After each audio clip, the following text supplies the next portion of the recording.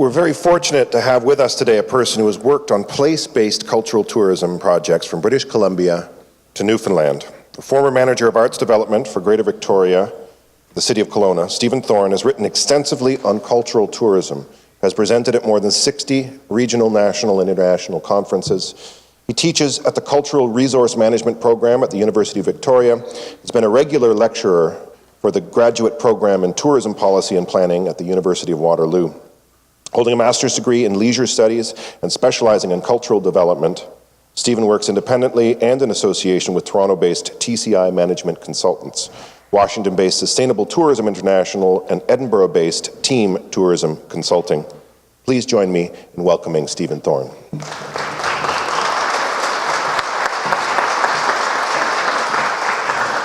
Well, thank you for that warm and generous introduction. Did you know that I'm also from Ottawa? Oh, yes, yes. Born and bred. Long time ago. And grew up in Alta Vista. Went to Vincent Massey Public School. Still there, I think? Yes? Yeah. Unfortunately left here at the age of 13. Dad was in the forces. We moved around a lot. Haven't lived here since then, but still very much think of Ottawa as home. It's good to be home. Very good to be here. And thank you for this opportunity today to share some thoughts and perspectives with you on place-based cultural tourism. I'm going to be provocative. I want you to know that at the outset. I'm going to say some things that are going to make some people uncomfortable. No one, I don't think, personally will be uncomfortable, but perhaps collectively we're all going to kind of, as we realize just how far behind we are as a nation with respect to cultural tourism. Really, we're not in the game at all when we look at our international competitors in cultural tourism. All right. Just in terms of objectives for the day, there they are. I want to focus particularly on the principles of destination planning for cultural tourism and how they are distinguished from what I call attractions-based cultural tourism. But I also want to focus on outlining the challenges. And this is going to be the provocative part. I don't want to skip over the challenges and just jump right ahead into these are the things we need to be doing, because the challenges in many ways are the barriers to why we are not now in the international cultural tourism game. And then, of course, I'm going to talk in detail about place-based cultural tourism and why it is the approach that I would recommend that any city, town, or region take that wants to capitalize on its cultural tourism assets. But it sounds like you already know that. I keep hearing the word place and place-based, and it's wonderful. It's wonderful to come into a community that already seems to have that orientation. And let me tell you, it's rare. Okay. A definition of place-based cultural tourism. This one from the U.S. National Trust for Historic Preservation. I really like this definition. I like the phrase that authentically represents the stories and people of the past and present. I also like that this definition includes natural resources. We don't usually think of natural resources in the context of cultural tourism. We think, well, natural, is that ecotourism maybe? Well, here's the thing. The land shapes the people who inhabit it, and in turn, people shape their land. And you really can't understand the culture of a place, the culture of a people, without understanding the relationship that people have with their land, even in an urban environment. So it's very important, and the U.S. National Trust recognizes this, that natural resources are part of the equation. Now, that doesn't mean every green space is a cultural tourism experience. No, it has to be interpreted to the visitor. And I'll get into that in more detail. But I like this definition. I also like this definition from Creative Australia. And what I particularly like about it is What makes a destination distinctive? I like that phrase, distinctive. And I like the phrase interpreting that culture to visitors. Interpreting. And I'll come back to interpretation, or curation, if you will, those of you who come from a museological or a gallery background, because we're really talking about curating when we talk about interpretation. All right, now Canada. Canada is an outdoor scenery and nature-based destination, always has been. That's our product, that's our brand, has been for generations. We are the most poorly positioned amongst all industrialized tourism destinations in terms of our cultural tourism offering. Basically, we pay it short shrift. If you look at national, or I should say international marketing campaigns, they're almost always focused on our outdoor scenery and nature-based experiences. Oh, there may be the token, I'm sorry to say, First Nations dancer or drummer, a totem, a lighthouse, you know, or a Mountie, another kind of cultural icon that's present. But rarely does the campaign focus on Canada and its cultural experiences as a lure, as a draw for the international cultural traveler. By way of example, here are two covers from the Canadian Tourism Commission's annual reports over the last several years. So in the international tourism marketplace, these are the kinds of images that represent Canada. And yes, we have wonderful outdoor and nature-based experiences. But no industry can operate and fire on one piston, one piston, one piston, one piston all the time. It's not going to work. We need to diversify our product offering in the international tourism marketplace. We need to align our offering with what the market is looking for. And as I'll demonstrate in some data that I'll be presenting, the market more and more is looking for culture, it's looking for authenticity, it's looking for distinctiveness, it's looking for something that's memorable, it's looking for stories to take home, it's looking for something that is unique. And by the way, with respect to the global market, here are the top 10 tourism destinations in the world by volume of visitation in 2016. 6 of the top 10 are in Europe. Surprise? Europe is the single most popular tourism destination in the world by far. And its success is built largely on cultural tourism. And look who occupies number 1. France. France is the epitome of culture, right? Along with the rest of Europe, museums, galleries, historic sites, architecture, festivals, heritage attractions of various kinds, language, customs, cuisine. France has been doing it for a long time.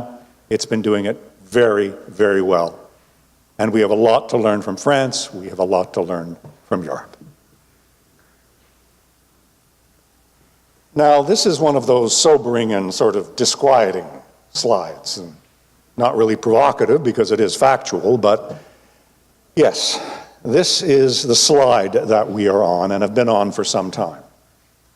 And many in the tourism industry will offer up the rationale that this can be explained. Passport protocols with our largest partner in terms of visitations to Canada, the United States, currency fluctuations, not enough marketing dollars in order to get the word out, and without diminishing any of those arguments, I would simply say we're missing something absolutely key here, and that's product. It's the product we're putting in the marketplace.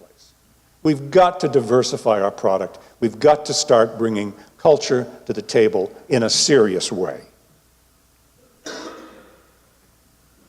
All right, now I am going to get provocative. I'll pass through these slides rather briefly, but I don't think we can ignore the challenges. In order to get over these hurdles, we have to recognize the hurdles. And there are 12 of them in particular that I identify here. I'll go through them post-haste. We don't do destination planning for cultural tourism in Canada. We don't do it. Do you understand what I mean by destination planning? That means a city, town, or region looks at its entire basket of cultural tourism experiences, aggregates those experiences, creates packages, perhaps branded itineraries, and then targets the cultural tourism market with a campaign that's designed to attract cultural tourists like a laser. That's a destination planning exercise. Ordinarily, what most Canadian cities, towns, and regions do is insert their cultural icons, their flagship museums, galleries, festivals, historic sites, heritage attractions, etc., into their generic leisure travel campaign. That's not targeted marketing.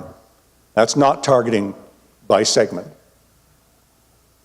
And successful tourism marketing is targeting by segment, which is our second challenge. We do so little of it in Canada. In fact, Prince Edward Island is the only province that has a segmented cultural tourism marketing campaign. It's called PEI's Arts and Heritage Trail. I did the strategic planning for it a number of years ago. Unfortunately, PEI did not take a place-based approach. It's very much an attractions-based approach. They're marketing PEI's attractions, which is all well and good, but the attractions are not contexted in the unique, authentic, memorable, distinctive experience of the whole, which is greater than the sum of its parts, which is Prince Edward Island. And if you've been to PEI, you know what I'm talking about. There's a unique, can I use the word of course I can, I'm in a bilingual city. There's a unique terroir, yes? There's a unique cultural essence to PEI, just as there is to Ottawa, just as there is to every destination.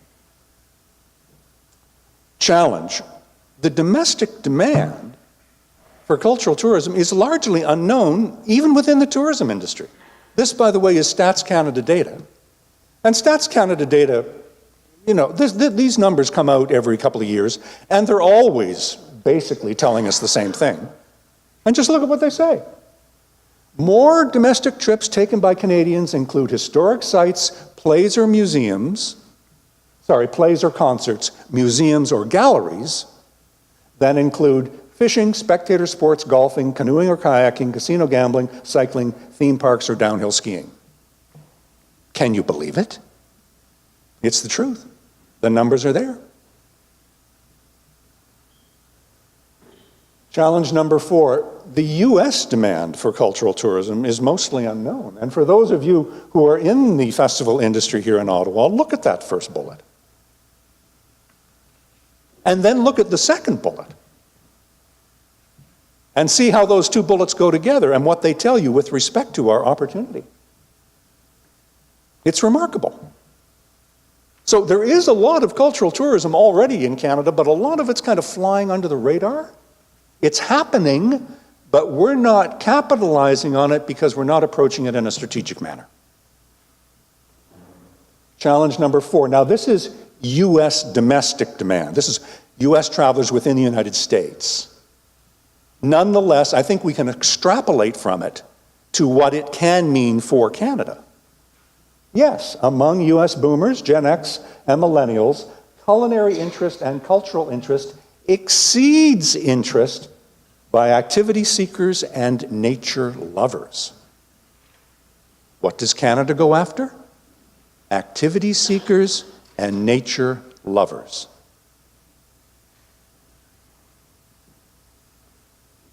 Challenge number 5. Few resources are available to us with respect to destination planning for cultural tourism, and they're poorly disseminated. Any of you recognize this image on the left? Anybody in this room seen this? Not a single person. Do you realize an 85-page handbook was published in 2012 by the provinces? I was a contributor. I was an editorial advisor.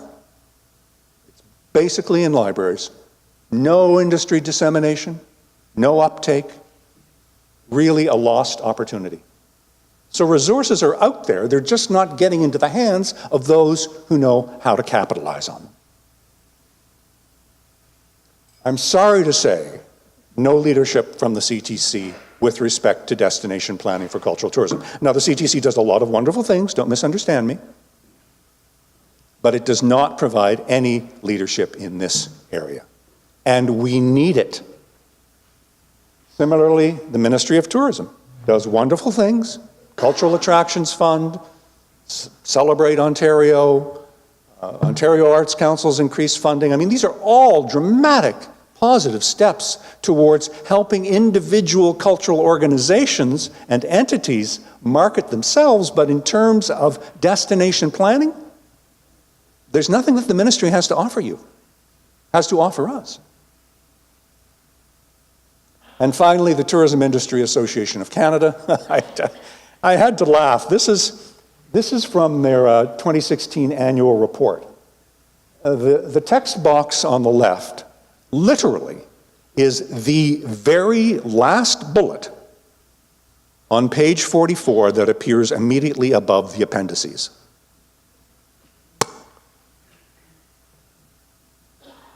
Friends, that's about as sophisticated as it gets. And I'm very sad to have to share it with you. Challenge number 9, we have no cultural tourism association in Canada. This is a chicken and egg, you know. If there are no cultural tourism practitioners, or very few because we don't do destination planning for cultural tourism, then one would not expect there to be such an association. Meanwhile, in the United States, the Cultural Tourism Alliance has been around for over 20 years. I remember attending the second annual conference in Portland in 1998. 2 of us flew down from Vancouver. There were about 85 cultural tourism specialists in the room from all over the United States, 2 Canadians. 4 years later, there was a big breakthrough. The conference was in Pittsburgh, and there were 5 Canadians present. 5 Canadians, along with now about 125 Americans. So we had a Canadian caucus. It felt so good. We also have no institutional memory. Believe it or not, back in 1998, that's almost 20 years ago, the CTC did create a national strategy for cultural tourism in Canada. I was part of the team. Hundreds of thousands of dollars were spent, flying around the country, hotels, restaurants, meetings, consultants employed to draft the strategy, thick strategy, substantive, series of recommendations. What happened? The executive of the CTC decided to put the whole thing on the shelf. Not a single dime was spent implementing any of the recommendations. An extraordinary lost opportunity. And I'm sorry to say, this has been a problem across Canada, that most cultural tourism ideas are killed by tourism politics. Anyone ever heard of something called the Rideau Cultural Heritage Corridor? Anybody in this room been around long enough to remember that? Okay. This was a major initiative of the Ministry of Tourism for the province and Parks Canada to develop and market Ottawa, the Rideau Canal, to Kingston inclusive, as a major international cultural tourism destination. I was part of the team, worked on it for 2 years. What happened? Nothing. The plan was never implemented. Why? Local and regional tourism politics killed it. Why? Oh, cultural tourism, is it really that important? We have other priorities. There are competing agendas. Maybe someday we'll do it, let's set it aside. If this had gone ahead, you know what we'd be doing here today? We'd be celebrating the 20th anniversary of the Rideau Cultural Heritage Corridor. And I can tell you that Ottawa's tourism probably over the course of the last 20 years would have increased by a volume of perhaps 20%. with an incremental increase in tourism spending as well. But it never happened. Same thing happened in British Columbia with the Okanagan Cultural Corridor, a plan to develop the entire Okanagan as a wine, culinary, arts, and culture destination. Killed by local tourism politics, people who didn't understand the opportunity and had other competing agendas. State of denial. I'll never forget the day I received this email. I didn't know whether to laugh or cry. So there it is, friends. That pretty much describes where we are. And I'm sorry to paint such a bleak picture, but you know what? It means there's only one place to go, and that's up. And let's do it together by talking about place-based cultural tourism. Okay, now these are the experiences generally that we think about when we think about cultural tourism. These are the sort of categories, broad categories of experience. But I would argue, and the research suggests, that the essence of cultural tourism is something rather different than simply encountering cultural experiences one by one on the ground. The essence is about experiencing what makes a place distinctive, authentic, and memorable. The essence of cultural tourism is about the place. The place. You know, there's only one Ottawa in the world with its unique history and heritage, narratives and stories, landscape, townscape, and people. And those, of course, are expressed through museums, galleries, festivals, cultural events of various kinds. But it's not exclusively about the experiences. It's about the destination, the place. This is absolutely key to understanding the role of place.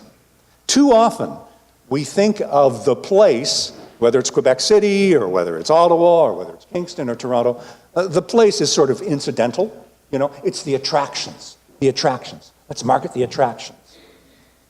Friends, it's the attractions and the place. The attractions help to define the place helps to define the attractions, and they work hand in glove.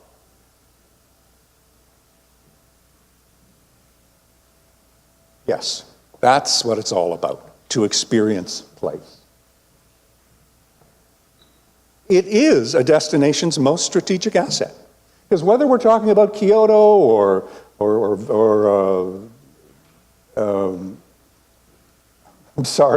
Quebec City, I think we have Washington there, Toronto, an idyllic seaside resort, and Rome, I believe. It's all about that encounter between the visitor and the destination. So, if you want a definition of sense of place, this comes from the Wales Tourist Board, and I think it's a very, very good definition. The first impression, the look, the feel, the atmosphere, the people, right? We're not talking about the attractions. We're talking about something else. We're talking about that terroir, that unique character, that cultural character. Here's something that I've penned. Says the same thing with just some different words that maybe resonate differently with different people. It's about the unique goings-on that intrigue and captivate us. Now, what are the elements of sense of place? All right? Now, how do we actually, say, well, how do we pin this down? Well, I break it down into two categories, heritage and tangibles. These are the sort of intangible qualities of a destination that are linked to its heritage. And I talk about place attributes, which are things you can more taste, feel, smell, touch, and taste. And we need to know the heritage intangibles and the place attributes of our destination in order to properly understand the sense of place of the destination. Now, I want to show a really interesting graphic at you, okay? Take a look at this.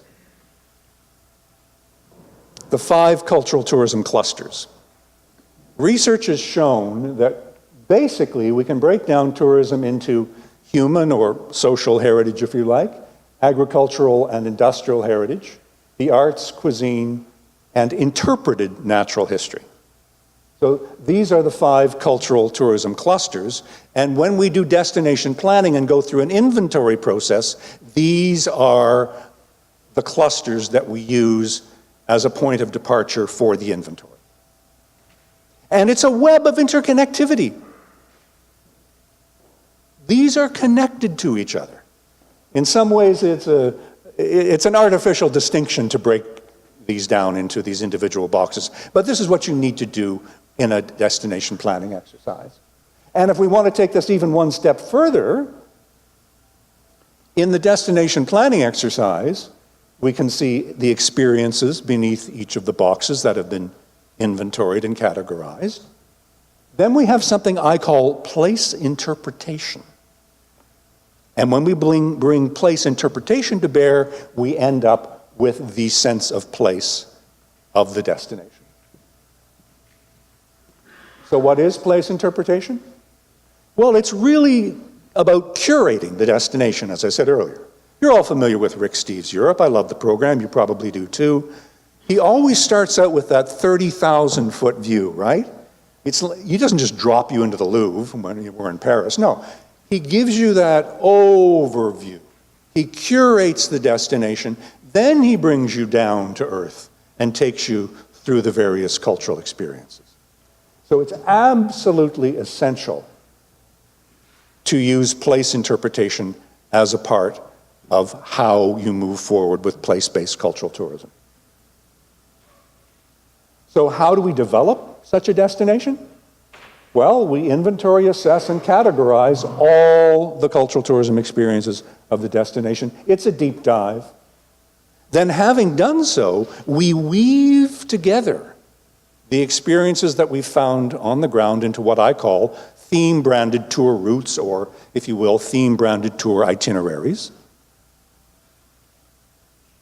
And each theme-branded tour route targets one of the 4 cultural tourism cohorts.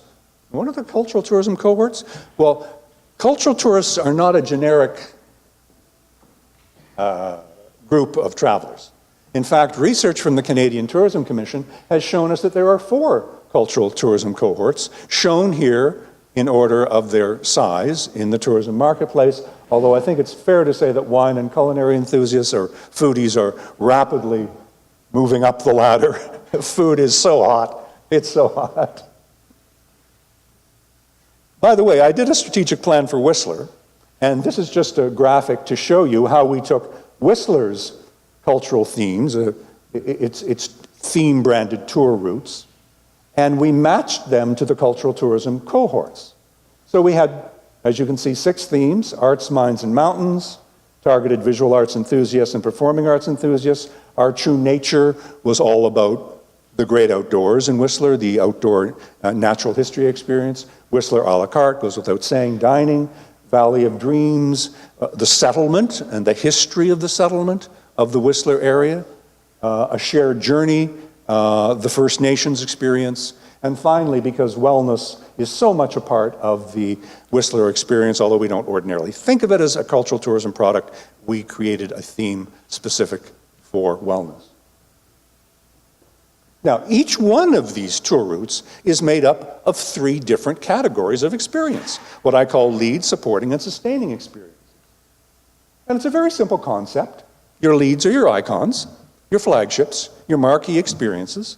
You know, here in Ottawa, the major festivals, the Museum of Civilization, the National Art Gallery, the other federal institutions, Parliament Hill. I don't have to tell you what they are. They have the wow factor. But we also have what I call second-tier cultural experiences that need to be inventoried. No less culturally significant because they're second-tier. They lack the wow factor, but they still have to be market-ready. And finally, we have my favorite category, and the favorite category of many cultural travelers, what we call the tiny jewels. Very important to include them. And by creating lead, supporting, and sustaining categories, we actually help the visitor navigate the destination because they understand what's what. They understand there's a difference between the National Art Gallery and a worthy but modest community museum that may be in one of the towns that are on the periphery of Ottawa.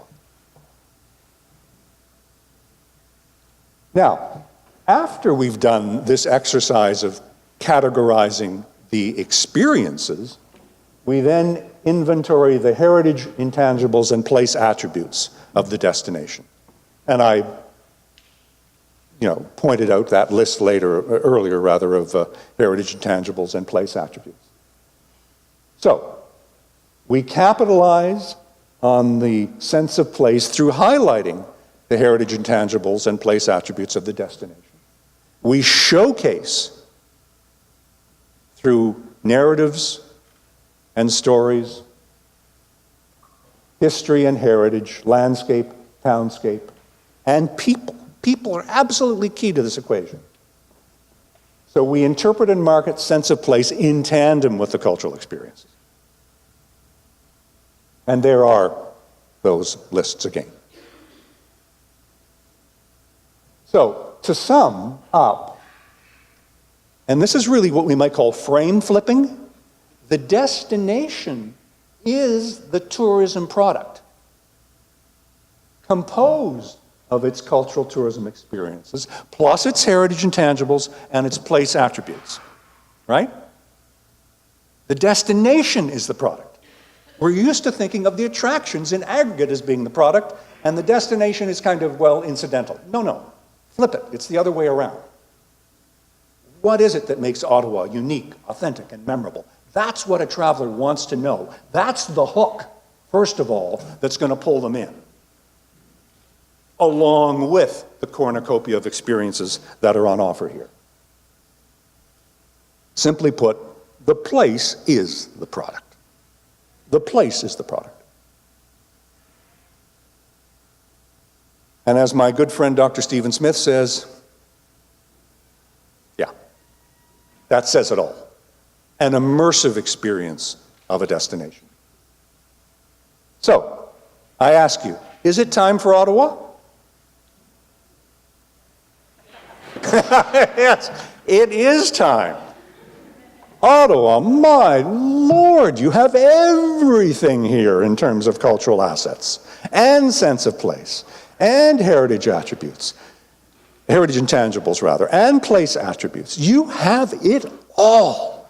My God, most American cities would give their eye teeth to have a fraction of what you have, and many of those cities are already deeply into destination planning for cultural tourism, targeting the cultural tourism market now, with far less than Ottawa has. Are you familiar with Cultural Tourism DC? Because our southern neighbor's capital has had a destination planning product in the marketplace for over 20 years. They've been doing it for 20 years. So let's catch up. 4 steps to success. There they are, thanks to the U.S. National Trust for Historic Preservation. My friends, it's time to get started, and I hope this presentation has given you some food for thought. And more power to Ottawa. It's my hometown. Thank you very much. Thank you.